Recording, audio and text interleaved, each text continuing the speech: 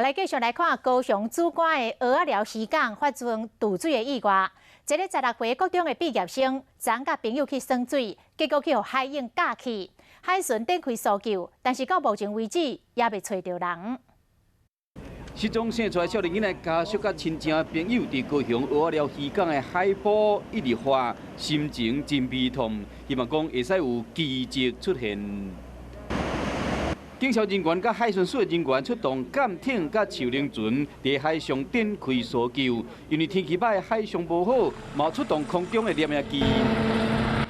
这件渡水意外发生伫昨暝，16岁这个生出来国中的毕业生甲一群朋友，做伙到渔港去耍水，当时风影都袂细。 这个生出来少年囡仔向和海涌冲走去，大家赶紧报案。所以说，现在目前我们所有单位都针对案件的消波块实施这个搜寻，那看看有没有这个同学是不是有可能在这个消波块的状况。蚵仔寮渔港南边的沙坡平常时看起来是风平浪静，不过下面是有真侪暗流甲光粒装是危险的海涌。 嘛，伫岸边有采禁止游水的告示牌就是要提醒乡亲，千万唔通冒险落水。